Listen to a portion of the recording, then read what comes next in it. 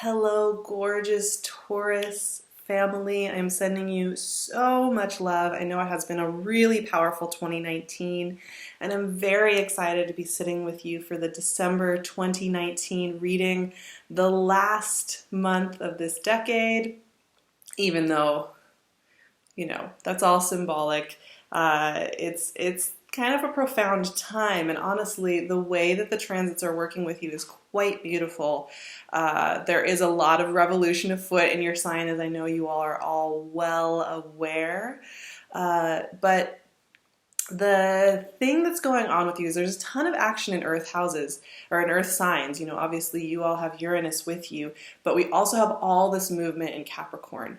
And as I was sitting thinking about you all in December and what's coming up for you when it comes to all of that action in your fellow earth sign of Capricorn, it's that ninth house energy of your big vision of how you see the world, how you understand the world, the kind of lenses you wear day in, day out, and how you see your trajectory, your life, the way you're moving through the world. It's really the big picture. And the ruler of the ninth house, Jupiter, is moving into your ninth house this month on the 2nd of December. And what that's doing is it's changing what has been going on in your ninth house, in this philosophical big picture house, because the last couple of years the flavor has been much more on the shadow work, on where you're scared to grow or where you have to grow, where we're pushed to grow, where we're kind of reminded again and again how we need to change, right? So you can hit into a lot of challenge when you have Pluto, Saturn, and the south node of the moon working very hard in Capricorn to get things moving. With Jupiter moving into this sign, yes, Saturn's still going to be working through Capricorn in interesting ways throughout 2020. It's shifting slowly over to Aquarius this coming year, but it's still kind of doing its thing. But Jupiter moving into this sign gives everything a different flavor. It really shifts the dialogue from one of doing that harder work into one of doing more of the curious, playful, forward movement, forward motion work for you. So starting December 2nd, you're going to notice a different flavor in the way that you're perceiving this big journey ahead. And of course, we also have some other really interesting transits going on. Mercury will have finally closed out its post-shadow phase from that retrograde we had back in November. It will go direct on the 7th, and then it's moving on over to Sagittarius on the 9th, giving that infusion of transformation to the way you're using your voice. You may find that the way you communicate, the way you're thinking about things has a little bit of a mysterious, spooky side through a good chunk of December. We also have a full moon in Gemini in your second house of, what you love and what you value. This is a really beautiful full moon to highlight and illuminate, the possessions around you, the things around you that are working, and how you're connecting to worthiness and value. So that will be a pretty powerful full moon. And then, of course, we move into, Sagittarius season for you. I haven't even touched on this, but, up until Capricorn season begins on the 22nd, Sagittarius season for you is a lot about transformation. So the sun transiting through that sign is all about how you are shedding a skin and changing. It's a pretty powerful placement for you because it lines up with the solstice, right? You have your death and transformation process happening leading all the way up to the winter solstice. And then we head into Capricorn season where you get that big expansive mindset, where you kind of start to see the visions of your future. Now, what's coming out? Ace of Swords. Now for you, once we hit into Capricorn season on the 26th, then we have a new moon in Capricorn that's also a solar eclipse. And that is, once again, it's new beginnings. An eclipse on a new moon like that is bringing about a shift in perspective for you. Really visionary energy is the way. Temperance. Yeah, this is a time of transformation. You can't look back. There's not much looking back here. There's only kind of this peering into the murkiness of the future, which I think can feel kind of scary at times. 7 of Pentacles, definitely a little assessment going on. Just as I said, you're not looking back, 7 of Pentacles shows up. There is a time of assessment here. There is a time of realization here, 4 of Pentacles. Like I said, though, that Gemini full moon is going to be quite powerful for you, tapping into anywhere where you are having blockages when it comes to value, self-value, worthiness, relationship with money, with energy flow. That's all connected. where we unconsciously are kind of holding ourselves back from receiving or doing well with abundance, whether that's in health or in money or in resources or in energy or in time. We can feel poor in all of those areas. We can feel blocked off. We can feel the blocking off of that Page of Pentacles. So there's some interesting homework going on there with you allowing yourself the value, but I think that's what happens when we're going through a transformative phase, and we're also getting into this really big macro lens growth phase, because it can feel almost too big to fathom and a little bit scary, a little bit like you are out in like this vastness that is hard to wrap your mind around, and that's like too much. It's just like, okay, can I put the covers over my head again because this is too much? It hits when we have those big expansive openings and we have these new beginnings hitting into us. 10 of Swords. That's when we often hit into the parts of ourselves that want to block us and keep us safe. And a card just flew, and it's the Hermit. It flew all the way over there. I'm on a roll with the flying cards today, I tell you what. The Hermit, okay. Value, though, groundedness. And the thing is that that's some healing can only happen in action. Some healing can only happen when we're growing forward. Not when we're just like sitting and feeling and meditating and doing all of those really good practices. And the kind of the feeling I get for you, Taurus, is for the next couple of months, and definitely in December, is that, you know, this movement forward, these changes forward. King of Wands. Okay, very interesting cards today, my friends. You all are having quite the range of emotions coming up in December. Really every type of emotion is coming up here. But once again, it makes sense because we can only do some of our healing and some of our connecting and some of our worthiness, receptivity in motion, in experience. Not necessarily always just sitting by ourselves, right? And so I feel like with the expansiveness, with the newness coming in for you over the next couple of months, this is where you're hitting into any of those prickly points in yourself where you feel like you have to hold yourself back or protect, and finding ways to move forward and take a breath and heal and nurture and release. And this is part of what's going on with all of that 8th house energy for Sagittarius season, and then the 9th house energy that's working with us with the eclipse season rolling around as well during Capricorn season. So let's talk December, my friends, with these energies and the way that I'm feeling through this, because you start with Ace of Swords and Temperance, which is the Sagittarian energy. Now, these are both very visionary energies. The Ace of Swords cuts through something. It helps you see something really clearly. It also often brings information that we've needed. And whether that's a conversation or an email or an opportunity that we've been kind of feeling like we didn't get that crisp, clear nudge. The Ace of Swords is that, I always kind of envision it cutting through like some sheer fabric where you've been like trying to see on the other side of it, and you can kind of see, you can see blobs, and it's just so annoying because you can't get this fabric out of the way, and then suddenly somebody brings in a sword and suddenly you can see, and the air is flowing again, and it's like, oh, thank goodness, I can finally see what it is that I've been trying to see, trying to connect, trying to understand for all this time. That's what Ace of Swords kind of does. It's also a restart, you know, it's new beginnings. Now, Temperance also is a truth bringer. Sagittarian season is about bringing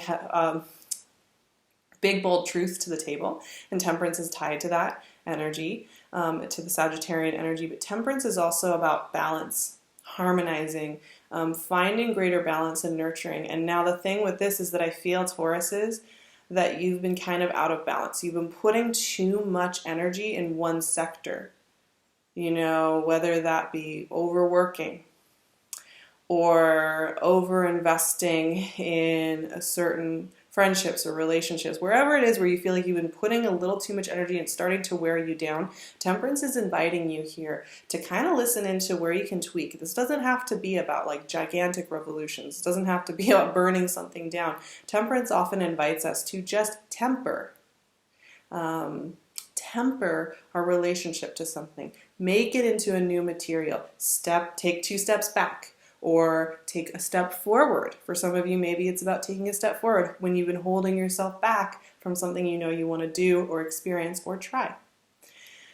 Now, this is all about expansion. This is not about holding still or holding yourself back. But like I said, that kind of big open invitation to move forward often brings up where we feel the most blocked, where we feel the least worthy of love, where we feel the least worthy of growth, where we feel the least worthy of moving in life in a way that feels good or authentic to us. And that's where these two energies are coming into the picture, because Seven of Pentacles is really an important part of the process. When we're growing big time and the energy is moving us forward and we are got to go, Seven of Pentacles is a moment to sit there and look what we have around us, what is working for us, what feels heavy, what doesn't make sense anymore, and then to move in life in a way that makes sense.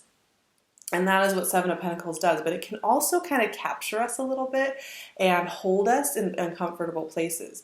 Now, for you, having it tied to this Four of Pentacles is telling me that there is a part of you that feels like you're not allowed to move forward.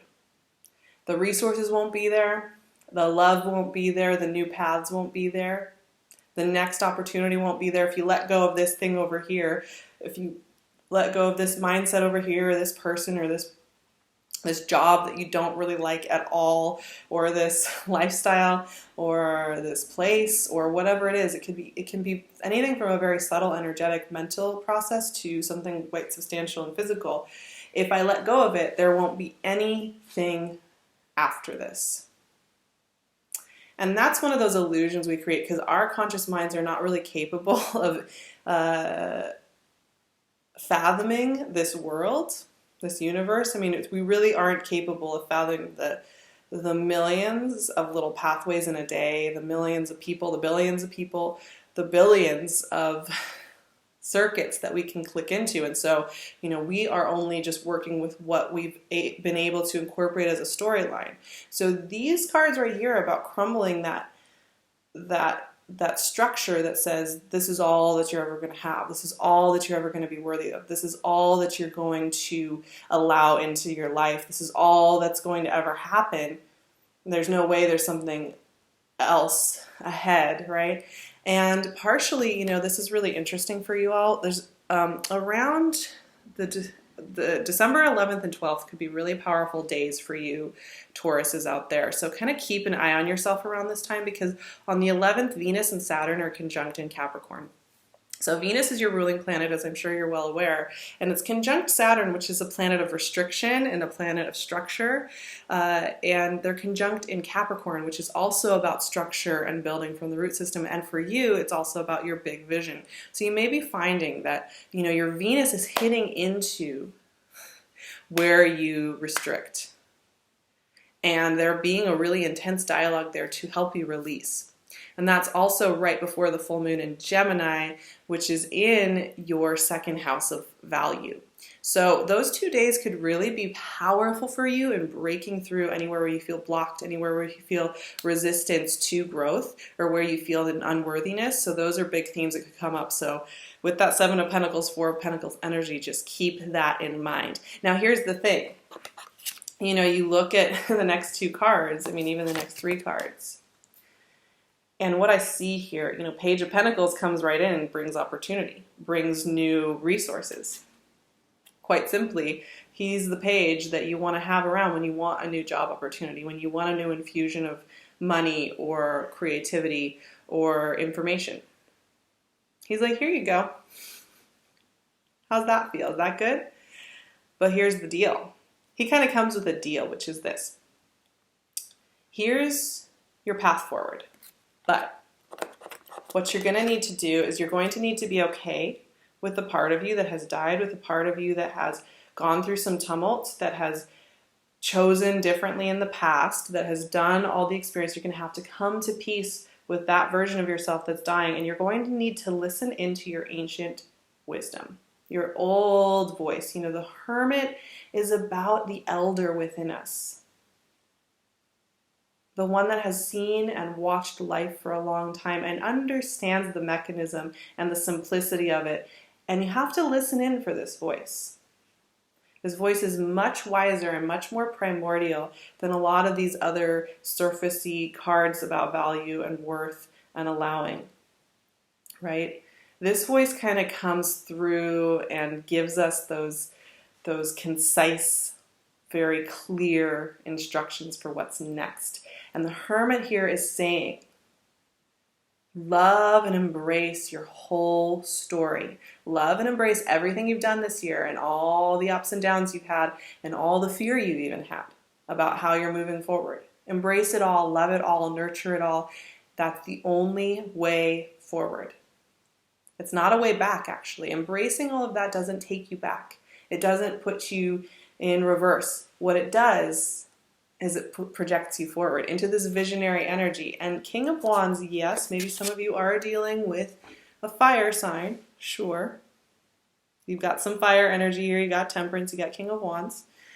But the King of Wands is important in understanding, activating your visionary, and I'm getting full body chills as I'm talking about this, so just FYI, activating your visionary body.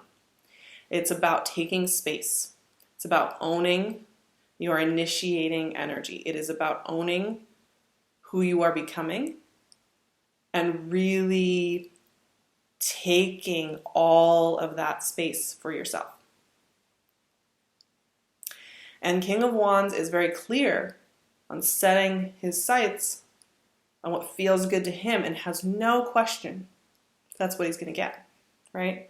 This is very powerful, empowered energy. So if you have fire signs in your life, they're probably teaching you this lesson over and over again, but they're also helping bring you forward on that journey. And this is really, you are Earth, but you have this within you. We all have this within us. And King of Wands is very important as far as stepping into leadership, stepping into visibility, stepping into our truest power, whatever that looks like. Now, I have a few affirmations for my lovely Tauruses, and I really took some time to think through these because I think you all need that infusion of positivity when it comes to this process, because there is a fragility going on here that I can feel. And I think just being reminded that new infusions of energy are definitely coming in is very helpful during these big transformative times, even with all the vision and all the positivity coming in. So here we go. I embrace the parts of myself that have felt heavy or exhausted and know they are giving me valuable information. I allow my heart to open to visions of who I am becoming. I welcome new, easy pathways that feel warm and nourishing. I embrace new ways of seeing the world and my place within it. I am loved just the way I am. That is so good. I love that so much. And, I enjoy saying those affirmations. I'm like, I'm going to keep those for myself. Those are definitely for Taurus specifically this month, but I think I will be taking some of that energy with me. After all, I do have a Taurus North Node, so I'm always striving to be a little bit more connected in with that beautiful Venusian feel that you all bring with you to the table. I'm so appreciative of it in this life.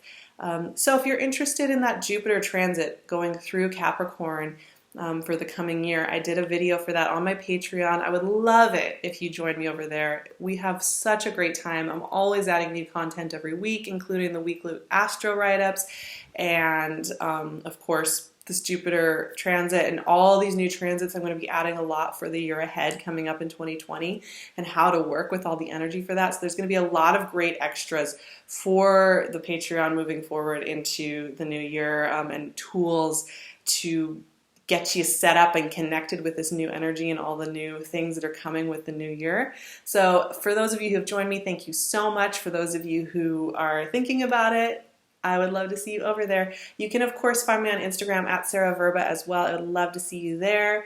I have my calendar on pause for one-on-one readings, but I will be opening it at some point for limited sessions in 2020. So if you're interested in getting the notification list for that, I would highly suggest getting on over, sending me an email so I can get you set up for that specific notification list so you know when that's happening.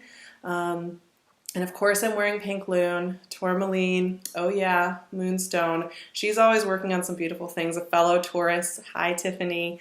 She creates beautiful, really heartfelt work. So go check out her Etsy shop. I'll leave her link below as well. I'll see you all in January and moving forward into the new year, and also, of course, for the Moon Magics in December. I'm sending you so much love, and I will see you so soon.